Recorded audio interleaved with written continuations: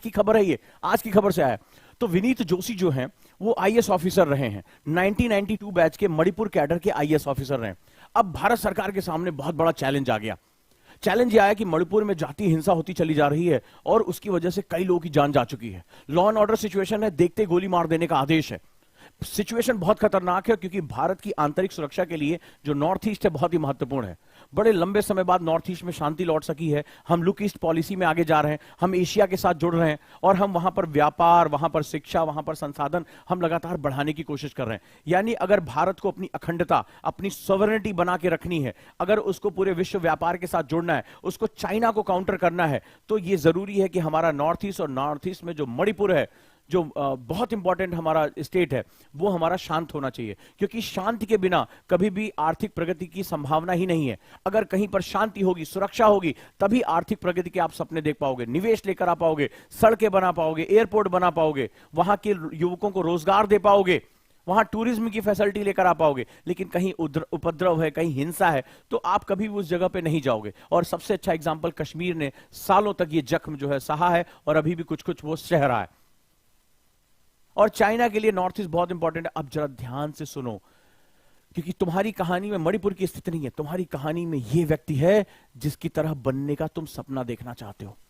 यह व्यक्ति है, इसके चेहरे को अपने जेहन में बिठा लो।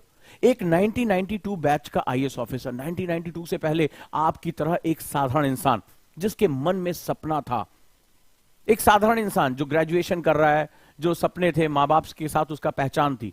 लेकिन 1992 बैच में वो भारतीय प्रशासनिक सेवा को ज्वाइन करता है और यहां से ही व्यक्तित्व बनने की कला शुरू हो जाती है। और ज्वाइन करने के साथ कौन सा कैडर मिलता है? मणिपुर कैडर मिलता है।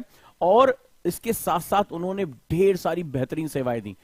आखिर क्यों भेजा गया विनीत जोशी को? इतनी सिचुएशन खराब हो रही थी कि वहां पर जो है मुख्य सचिव के रूप में बहुत ही अजीबोगरीब सर्कमस्टेंसेस में ये प्रतिनियुक्ति पे दिल्ली में थे। और यहां से वापस जो है मणिपुर कैडर भेजा गया कि आप मणिपुर को समझते हैं, आपने जीवन वहां लगाया है, आपने बेहतरीन काम किया है और हम आपको भेज रहे हैं क्योंकि सरकार को लग रहा है कि वहां पे लॉ एंड ऑर्डर सिचुएशन को डील करने के लिए ऐसा व्यक्ति चाहिए जो वहां पर जो लोग हिंसा कर रहे हैं उनको समझा सके। क्योंकि अपने लोगों को हम मार नहीं सकते, हम एक लोकतांत्रिक राज्य हैं। सिचुएशन देखो सरकार के सामने कितनी खतरनाक थी और सिचुएशन को संभालने के लिए किसको चुना सरकार ने? बड़ा ध्यान से समझना, यह तुम्हें बहुत प्रेरणा देगा। और मैं अपने हर बच्चे से पूछना चाहता हूं इस क्लास के अंत में कि कौन इस तरह अपनी फोटो चाहता है? इस क्लास का मकसद यही है, ठीक है? ये कौन अपनी यहां पर फोटो चाहता है, इसके बारे में आप यहां जानने की कोशिश करो। कौन यहां पर यह चीज चाहता है? कौन ये चाहता है कि मैं भी यहां पे आऊं और सरकार मुझसे आग्रह करे? ये प्रतिनियुक्ति पे आईएएस अधिकारी हैं, ये विनीत जोशी, ये केंद्र में थे, यहां सेंटर में थे और सरकार ने बोला कि जाओ, सिचुएशन इतनी खराब है, संभालो। आखिर सरकार के पास सुरक्षा बल है, सब कुछ है, तो इन पर भरोसा क्यों किया, यह समझना बड़ा जरूरी है। अब जरा देखो, ये मणिपुर को बहुत अच्छी तरह समझते हैं। इन्होंने अपने जीवन का बड़ा हिस्सा कई प्रोजेक्ट को लीड करने में लगाया। तो इनके पास जो पावर ऑफ आईएएस होता है उसमें होता है अपने अंदर लीडरशिप लेकर आना। पहली बात समझना, लीडरशिप लेकर आना, ठीक है? लीडरशिप क्वालिटी लेकर आना। लीडरशिप क्वालिटी इन्होंने जनरेट की, ठीक है? और इस तरह से अपना जो सेगमेंट किया। अब इन्होंने देखो क्या किया है। और लीडरशिप क्वालिटी कैसे आती है? लीडर होता है जो आगे बढ़कर प्रोजेक्ट्स को संभालता है। अब जरा ध्यान से देखो कितने स्टूडेंट की जिंदगी को इन्होंने बदल दिया। आज से कुछ साल पहले हर स्टेट के मेडिकल एग्जाम होते थे। स्टूडेंट आज इस राज्य में जा रहा है, कल ट्रेन पकड़ के उस राज्य में जा रहा है। महीनों तक तो खाली एग्जाम देता रहता था। कई बार एग्जाम क्लैश हो जाते थे। मान लो 2 एग्जाम में बैठना है और दोनों की डेट एक ही संडे को पड़ गई है, एग्जाम नहीं दे पाता था। होता था कि नहीं होता था? और बहुत सी समस्याएं होती थी, पेपर लीक हो जाते थे, अच्छे से पेपर नहीं हो पाते थे, कुछ भी चीज नहीं हो पाती थी। तो सरकार ने कहा स्टूडेंट को बचाना। पहली बात तो पैसा बर्बाद होता था, समय बर्बाद होता था, करियर में भी बहुत दिक्कत होती थी, राज्यों की अलग अलग डेट्स आती थी, ठीक है? तो यहां पर जो सबसे इंपॉर्टेंट है वो जो था, सरकार ने कहा नेशनल टेस्टिंग एजेंसी, एनटीए हम खोलेंगे, ठीक है? एनटीए हम खोलेंगे। तो एनटीए जब खोला तो इनको उसका हेड बना दिया। इन्होंने पूरे देश में राज्यों केंद्र के बीच में अलग अलग विभाजन, सारी यूनिवर्सिटीज से बात करके, कितना कठिन काम रहा होगा। देश में कितनी यूनिवर्सिटीज हैं, कितने कॉलेज हैं, कहीं पर इंटरनेट है, कहीं नहीं है, कहीं पर इंफ्रास्ट्रक्चर है, कहीं नहीं है, कहीं बिल्कुल दूर दराज के इलाके में है, कहीं बिजली तक नहीं आती। भारत इतना विहंगम देश है। और आश्चर्यजनक तरीके से देखो कि सरकार ने कहा कि जो नीट है, जेई मेंस है, सीयूईटी जैसी परीक्षाएं, ये सिर्फ एक नेशनल टेस्टिंग एजेंसी के अंतर्गत आनी चाहिए। बच्चा सिर्फ एक जो है एग्जाम के थ्रू जाए और उसको सारा चीज मिल सके, ताकि पूरे देश का शिक्षा पाठ्यक्रम एक साथ चले, किसी में लेट ना हो, सभी बच्चों को जो है बार बार पैसा ना देना पड़े, सबका समय बचे, जो ट्रेनों में भीड़ लगाकर इधर से उधर जाते थे वो जाने की जरूरत ना रहे, और पेपर लीक ना हो, और जो बच्चा जिस लायक है, जिस तरह से उसकी क्षमता है, उसको उसका हक मिले।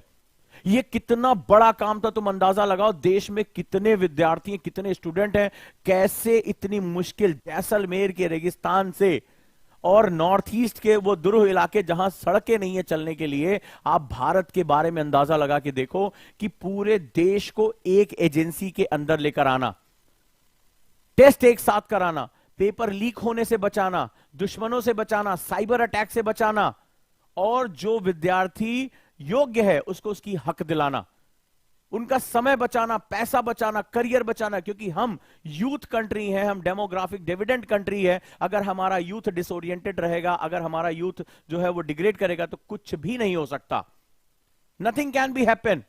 और ये आसान काम नहीं था, लेकिन विनीत जोशी ने उसको लीड किया। उन्होंने देश में एनटीए का ढांचा खड़ा किया, अन्य जो है वो प्रबुद्ध लोगों के साथ मिलकर ढांचा खड़ा किया, लीडरशिप लिया।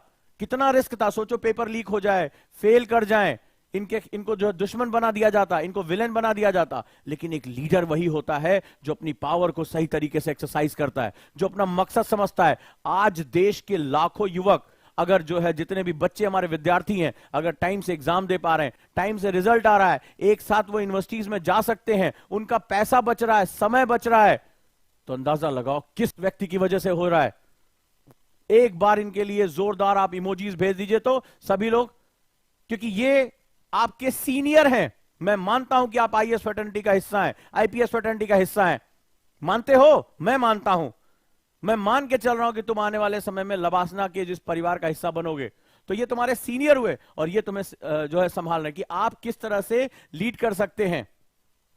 और आज जब राष्ट्र को जरूरत पड़ी है, आज जब राष्ट्र को जरूरत पड़ी है, तो आज सरकार ने किस पर भरोसा किया? जो व्यक्ति केंद्र में बैठा उसको बोला आप जाइए, आप आनन फानन में मुख्य सचिव बना के भेजा है, चीफ सेक्रेटरी बना के भेजा है कि जाइए लॉ एंड ऑर्डर सिचुएशन को देखिए, जाइए हालात ठीक करिए, लोगों को समझाइए। ये स्थिति रही है, ये इंपॉर्टेंस रहा है, ये होती है पावर, कि केंद्र सरकार कह रही है कि जाइए हम आप पे भरोसा करते हैं, हम आपको बहुत ही अनयूजुअल तरीके से भेज रहे हैं, लेकिन जाइए आप संभालिए। ये पावर होती है। तो मुझे सब लोग बताओ, कौन से लोग इस पावर को एक्सरसाइज करना चाहते हो?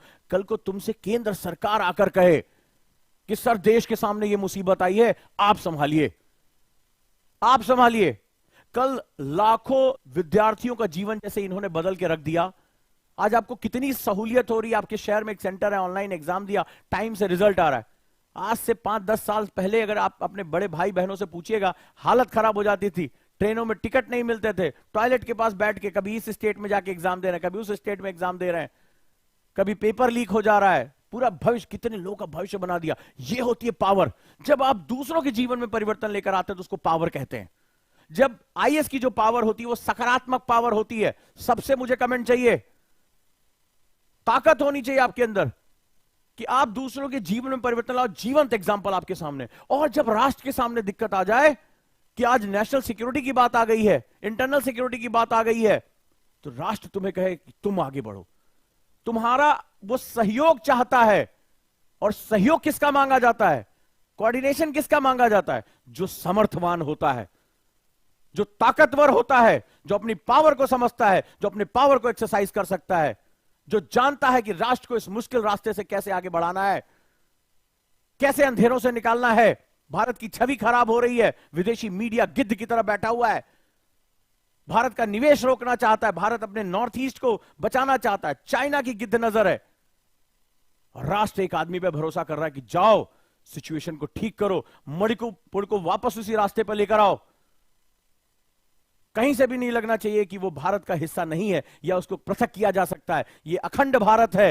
ये अखंड भारत ऐसे जाने कितने वीर और साहसी लोगों के बलिदान से बना है, इनके सामर्थ्य से बना है, इनके पुरुषार्थ से बना है।